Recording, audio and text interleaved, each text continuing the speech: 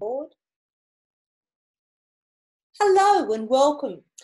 I'm speaking with my dear friend Palin Brinkworth today, and I'm just going to read to you a very short bio about Catherine, because if I start talking about her, I'll be telling you all the wrong things.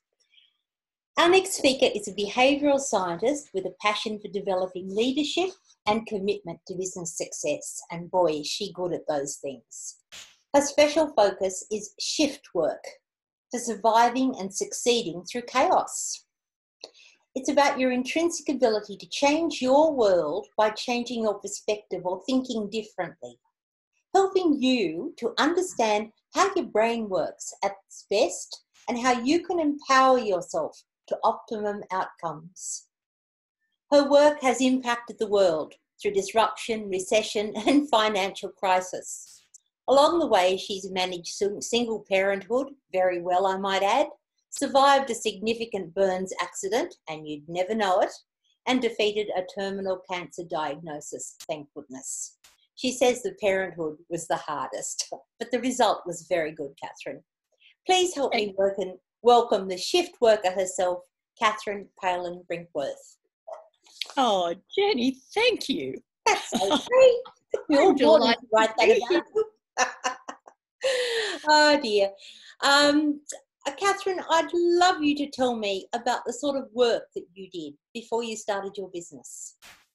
Right, okay. So I left high school with having been offered a scholarship to go to university, and in those days it wasn't covered by the government. And I turned it down because I'd had enough of school and study, and I wanted to wear lipstick and go out with boys. Now, little did I know that I could have, stop it. Little did I know that I could have done that at university. All I could think of was how much I'd have to keep working. So I said no, and I went to work in an office. And there's some long stories I could share, but I won't. I will tell you that I'm very glad that I did that, because I actually got to understand a business. I got to understand the terms debit and credit, because I had been, what did they call it, an academic stream at high school. I had done the languages and, Latin and French, and I'd done the history, geography, and, all the other kind of humanities stuff, really. And I didn't have any commercial capability. But by going to work in an office, I learnt these things, and that kind of paved the way. So along the track, I did some accountancy studies and worked with a chartered accounting firm. I explored, got offered an invitation into the world of sales and marketing, and discovered how critical those two skills are. Mm-hmm. So by the time I was ready to start my own business, I'd held national sales management and national marketing management roles, and I'd actually really discovered how there wasn't one core skill area that was any more important than the others, with one exception. And in those days, no one was talking about it. This is like 32 years ago. I started my business. And the core skill that I now know is more important than any other is the skill of leadership. Ah, yes. Because every single business failure, every single life failure is a failure of leadership. And the number one thing we need in leadership is a vision, to know where we're going. And if we don't have that, we're lost. Yep. So does that give you enough of a thought? Yes, certainly does. I'd love you to tell everyone about your business now as it is operating. I know you've been in business for some years, and it has had a few changes along the way, but basically it's been the same. I love what you're doing now. Ah, thank you. So yes, it started out as a consultancy.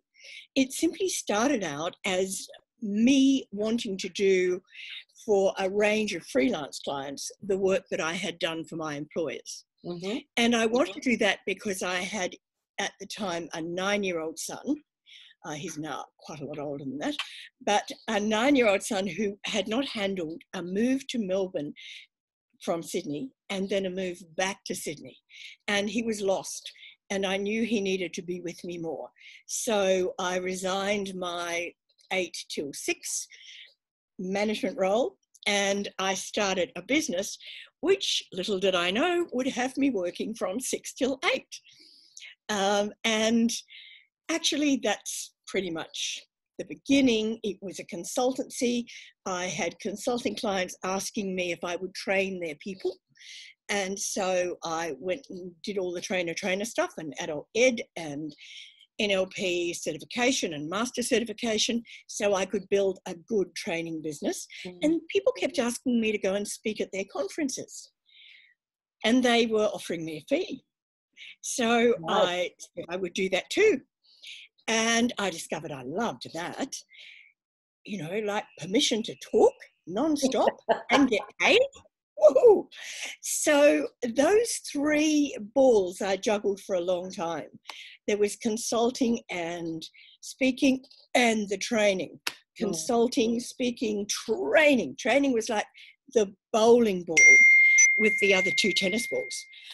So after a while, I discovered that, and it was something I'd always known, I have 2 eyes, 2 ears and a mouth and 2 arms that function and 2 legs that function. Good to hear it. Anything that I could do, Jenny, I could teach someone else to do. So the training programs that I had authored, I began to realize it was such a huge ball and it was taking up so much of my time and energy. And really the work I wanted to do, and I wanted to go back into a master's degree, and I wanted to really take on leadership roles in organizations that mattered to me. And I wanted to just get out and speak because it's such fun. Yes, I know, I'm a bit crazy, but I wanted to do that. So I ended up licensing my training business for people to come and work with me and deliver my work. And at first I'm going, oh, they're not doing it like me. And then I realized, no, they were doing it like them, which is far more important. And I had to let go my image of how that would work and give them the freedom to be the best trainers, facilitators they could be. Yeah. So that was a lesson in losing control or giving control away. Yeah. Then, as you know, Jenny, I had a diagnosis of non-Hodgkin's lymphoma. And I was actually told, this is 2001, and it all virtually happened the day the planes flew into the buildings. So it was pretty major trauma in the world as well as in my life. And I actually sold half my training business to one of the licensees. And she ran it for me beautifully. And I continued to do some consulting and a little bit of speaking. And then the years continued to move along and a few other illnesses kicked in and somehow I survived. I'm still here. I think they told me in 2001 that I had an 18-month lifespan. Yeah, they couldn't count, could they? Well, you know, Jenny, I think they misheard, or maybe I misheard 18 months when in fact it was 18 years because, you know, the thing came back last year. And so we dealt with that. And I will say it's taken me a year to get over it, whereas the first time around took me 3 years. So I know we get stronger and better as we grow older and smarter and wiser. And I know I did a much better job of recovering. And I also now know never to believe any of their forecasts or prognosis. They mean well, but the truth is they don't know. No. They're guessing. Yep. They're guessing based on other people and on the past. Yes. And this is not the past. This is the now. And I am not other people. So my business has continued to evolve and develop. And now I will certainly take on consulting projects again when we're able to do that. And I will certainly go and speak where I'm invited. But what I'm really loving is even this is just coming on to an interview or running my own and sharing ideas, sharing all the thoughts that have helped me to get through stuff Yes. that I know will help others. So it's still that mix of speaking online now, more than offline, authoring courses, and going out and speaking and asking questions and consulting and coaching and mentoring whenever I can be of value. Fabulous. And I'm sure the shift work is such a wonderful concept that I know a lot of people are going to want to hear a lot more about that. Thank you. Catherine, an issue that I hear about a lot, particularly when I'm working with clients as a career counsellor, is the whole concept of ageism.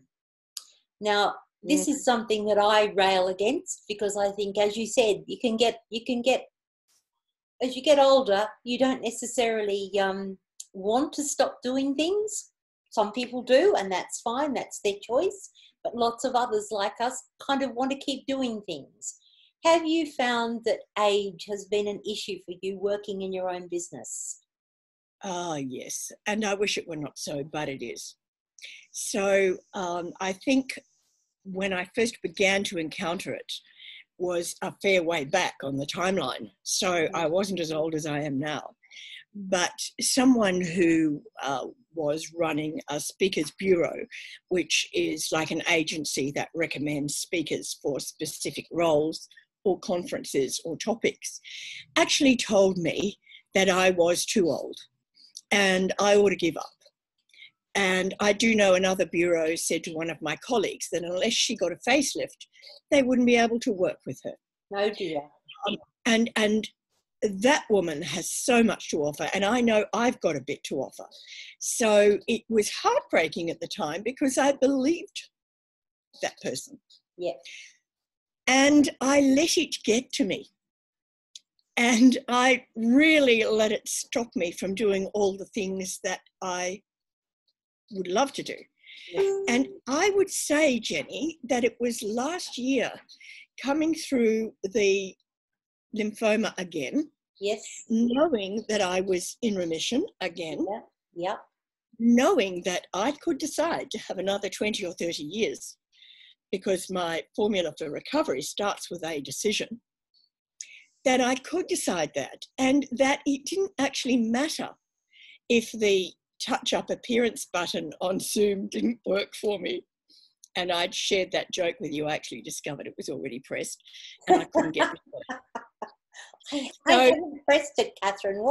I'll have to do that for the next interview. Oh, look, it's so funny, Jenni. So I think what I began to realise, and I'm embarrassed it took me this long, but I began to realise last year that how I look doesn't matter. That what matters is the stuff I know and the effort I've put into learning it, including life's little challenges, and then being willing to share it. And people will want to hear it if it resonates with them. And if they feel aligned with, I hate to use the term, my values, if they feel, hey, yeah, I hadn't thought of that, then that's great. And even if it's only like maybe there's a few hundred people who will listen to this and only one that will say, that's a good point, that's enough. Yes. So how I look no longer matters. And I never thought I would say that. You know, like I have spent so much money in the past on clothes and jewellery. Mexico, this one. She's not joking, folks. No, she's not joking. And shoes, you know, and stuff. And you've come to realise that it's the experience and the wisdom behind that you can share with others, that what people really need and want. And I also realised, yes, there's a whole world out there that has foolishly reached some kind of thought that age is less valuable than youth. And that doesn't make any sense to me at all, because I know damn well that a 50 to 60-year-old woman will know a hell of a lot more than a 20 to 30-year-old woman. So it doesn't make sense to me, but I'm not going to waste my time even thinking about it, I'm just going to turn up and give what I can give. And the other key for me, Jenny, is I learned some years ago, Marianne Williamson, A Course in Miracles, that there are only two states of being, and one is love and the other is fear. And if I fear anything, whether it's rejection or, you know, looking like a fright, as we used to do when we were kids, whatever it is, it doesn't matter. It's just fear. Yeah. And the only thing that matters is having a go and giving what you have to give, which is the loving way, I reckon. It is indeed. So what inspires you each day to continue with your work and to expand your work, as I know you're doing at the moment? There are days when nothing inspires me. Yes. And that happened last week, and it happened a couple of weeks ago, just for a day or two, where I couldn't find my vision. I couldn't see the path in front of me. And what I've learned to do is allow that. And because I believe in a being bigger than us, I don't know what it is or what to call it, but I guess I call it love, really. And so I go to that place in my mind and my heart, and I ask for guidance from whatever Jung called the collective unconscious, or my higher wisdom, or another being I don't know. I just know that when I go into my heart and ask for guidance, I get it. And I might be in the middle of a conversation and suddenly it's like, oh, and I have to write it down. So if that happens, you'll understand why I go, oh, hang on, I just got to write something down.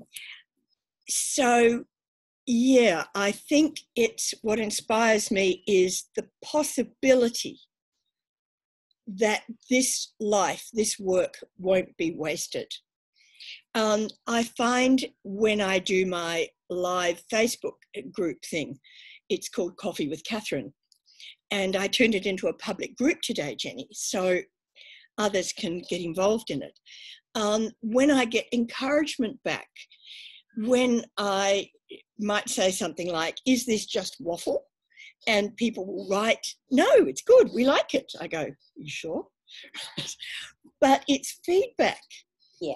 And I know I've shared this with you, that there have been times in my life when I have been in absolute self-doubt, and you've gone through some of them with me. And the reason for that self-doubt is that a lot of my colleagues don't give me positive feedback. Ideally, I ought not be dependent on that. You know, I don't do shoulds, but I can find an ought in there. Ideally, I ought not be dependent on that. I ought to be, they tell me, completely just working with my alignment with self and trusting myself. Well, at times I forget to do that. So I know that now, I think you've helped me see, that sometimes our colleagues won't give us positive feedback because they don't really want us to shine. I even hate saying that, that sometimes people actually want to pull you down and not raise you up. And I think it's called gaslighting now. No, I'm a behavioural scientist, so I explore all these current theories. And I've learned to try to find people and places that uplift me, because I can't do it for myself all the time. I need someone else to do it. I also find what inspires me is if I can get on to FaceTime with my son and my grandson and see the joy of new life growing and see the cheeky monkey running around laughing. And I know you know that one. So anything that can make me laugh for the endorphins in my brain, anything where I can remember that I was helpful to someone, anything that simply encourages me to go and do it anyway. Yeah, that's wonderful. I haven't got anything else to do at the moment, you know. One of the things that I find, Catherine, is that as an older woman wanting to continue with work, people often question that. They almost feel challenged by it. And I think it's a little bit along the lines of what you just said with colleagues, that you present to them something that's different, and you're not following the path of a lot of other people. Mind you, there's more and more older people who are continuing to be inspired and loving their work, fortunately. But I think that is a problem that people often encounter. They get the negatives coming from those who really should be the ones who are supporting them. And Jenny, I remember when I had my son, Yep. and I was, for those days, an older mother. And my husband lost his job about a month after our son was born. Okay. And so while he was searching for work, I knew my job that I had just left was available to me. And so I hired a babysitter and I went out to work during the day because I could earn more money than I needed to pay the babysitter. Yeah. And we won't go into what happened then. Oh, yes, I will. A good-looking, glamorous, charming husband took off with 18-year-old, big-boob, blonde-eyed, green-eyed, blonde-hair babysitter. And now we see the real Catherine. And I had to juggle my I son's know. need for care.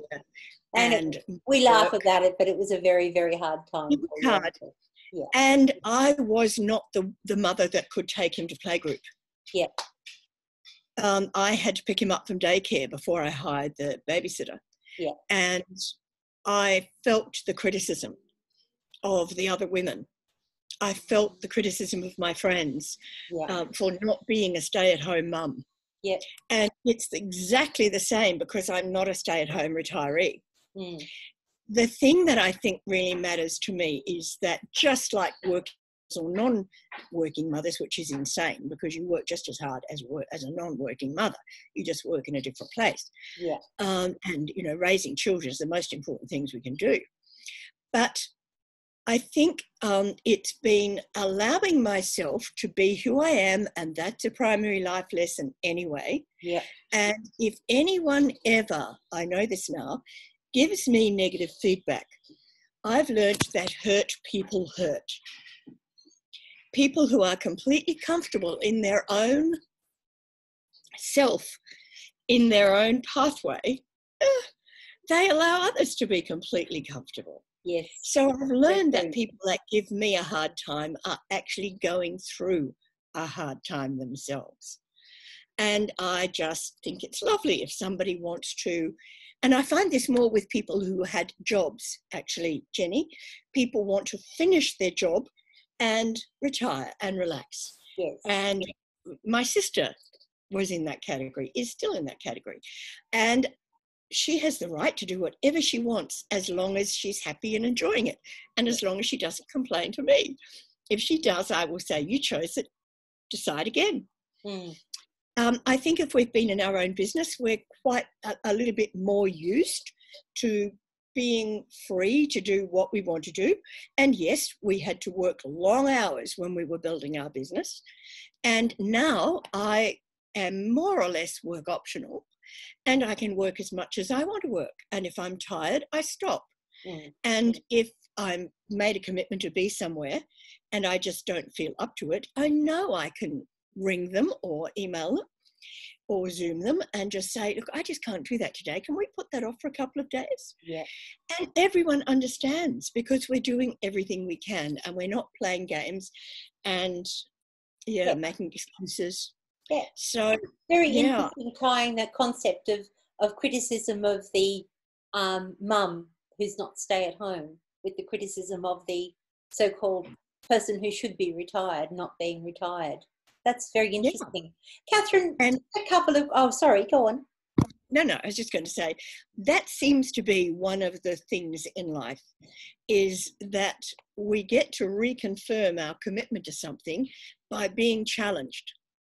So if we weren't challenged by those others, we wouldn't be continually recommitting to what it is we're doing.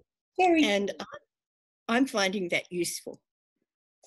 So a couple of quick questions. What are you most proud of from your working life? Oh, from my working life? Well, particularly, no, from your life. Let's just say from your life, but particularly within your business.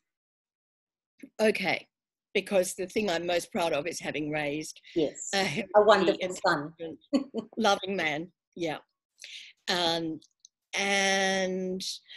I'm also very proud of having been part of organisations that have helped to enliven and encourage and educate people, such as there was an organisation called SWAP that I was national and international president of. And I know how many people that helped. They, even though it closed more than 10 years ago, they all want to hang around with each other still. And the Professional Speakers Association in Australia, and I've helped to grow that since it started 30 years ago. Very much. And I'm so proud of seeing all the people out there who are doing such good work and helping so many thousands of people themselves. It's great leverage.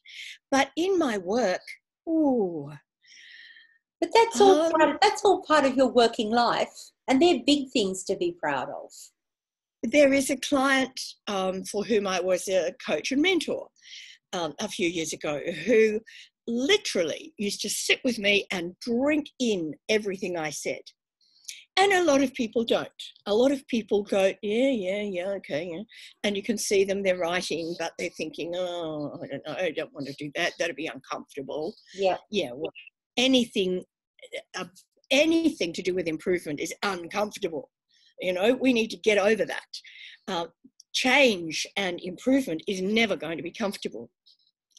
She was hungry and she really paid attention. And then she would go back to her office and she would implement everything we discussed. And I can tell you, I worked with her for about 18 months and I am still so incredibly proud of her. She has built an enormous professional firm that is helping so many people in very different ways. And I'm proud of her. And I'm proud of a client I had in Sydney for 23 years.